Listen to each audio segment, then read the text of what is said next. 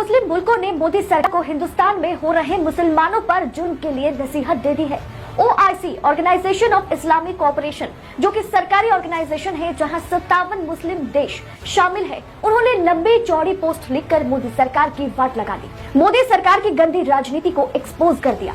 मुसलमानों के घर पर जिस तरह से बुलडोजर चलाया गया, जिस तरह से स्कूलों में हिजाब बैन किया गया, जिस तरह से मस्जिदों के नाम पर मुसलमानों की आस्था पर चोट पहुंचाई जा रही है, उसे लेकर ऑर्गेनाइजेशन ऑफ इस्लामिक कोऑपरेशन ने मोदी पर बड़ा एक्शन ले लिया है। नमस्कार, मैं हूं अदिति, स्वागत है आप सभी का देश नीति पर। देश नीति केवल सच्ची और पक्की खबरें। दोस्तों, 57 इस्लामिक देशों ने मोदी सरकार के खिलाफ मोर्चा खोल दिया है और सीधा मोदी सरकार से पंगा ले लिया है। बीजेपी की गंदी राजनीति के चलते जिस तरह से देश का सर झुक गया, उससे हर हिंदुस्तानी शर्मसार है। दोस्तों, कुवैत के सुपरमार्केट में भारतीय प्रोडक्ट्स को अलमारियों से हटा दिया गया, भारतीय प्रोडक्ट्स पर बैन लग गया। तमाम मुस्लिम मुल्क यही कर रहा है। इससे शर्म की बात और क्या हो सकती है। ऑर्गेनाइजेशन ऑफ इस्लामिक कोऑपरेशन ने इस मामले को इतना भी आसानी से छोड़ने वाला नहीं है। OIC ने मोदी सरकार के लिए 5 ट्वीट्स किए, जहां उन्होंने मोदी सरकार से इंडिया में मुसलमानों पर हो रहे अत्याचार और जबरदस्ती पर एक्शन लेने के लिए कहा है। पहला ट्वीट आपके स्क्रीन पर दोस्तों। इस्लामिक सहयोग संगठन के महासचिव ने भारत की सत्ताधारी पार्टी के एक अधिकारी द्वारा पैगंबर मोहम्मद के हालिया अपमान की कड़ी निंदा की। मानहानि के ये मामले भारत में इस्लाम की बढ़ती नफरत और मानहानि का हिस्सा है और भारतीय मुसलमानों के खिलाफ जिस तरह से मुहिम चलाई जा रही है, भारत के अलग अलग राज्यों में स्कूलों में हिजाब पहनने पर जो रोक लगाई गई है, उस पर सरकार विचार करे। मुसलमानों की संपत्तियों को नष्ट करना और उनके खिलाफ बढ़ती हिंसा, इन पर मोदी सरकार कार्रवाई करे।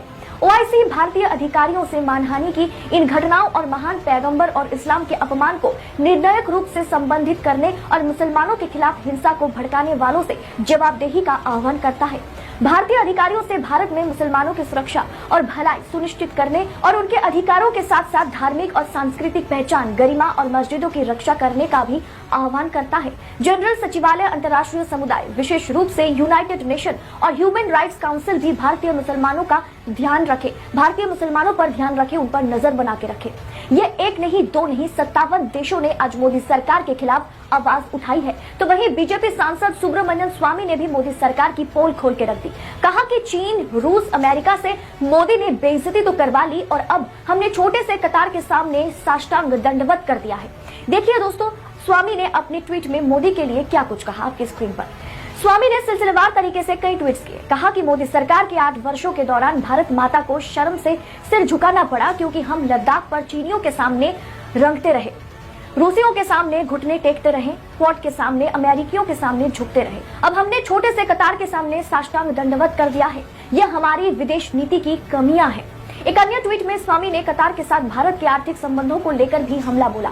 उन्होंने कई हिस्सेदारियों के बारे में भी बताया। मुंबई हवाई अड्डे में कतार की हिस्सेदारी के बारे में नया क्या है। हाल के घटनाक्रम से पता चलता है कि कतार की नई दिल्ली में नॉर्थ और साउथ ब्लॉक में पहले से ही हिस्सेदारी है। वास्तव में NSA की एक शाखा दोहा से संचालित होती है। एक गुजराती अपराधी के अपहरण में कतार के विमानों का इस्तेमाल किया गया था।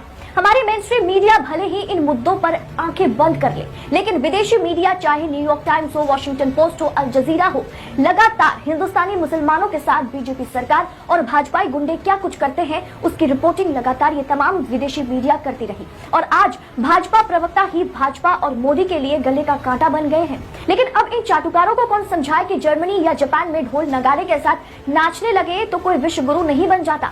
दुनिया के उच्च और सबसे खूबसूरत मुल्क भारत का क्या हश्र मोदी ने बनाया, वो आज सबके सामने है। क्या इतना कुछ के बाद भी आप मोदी को विश्व गुरु मानेंगे? देश का जिस तरह से दुनिया के आगे फजीहत हो रही है, उसके लिए आप किस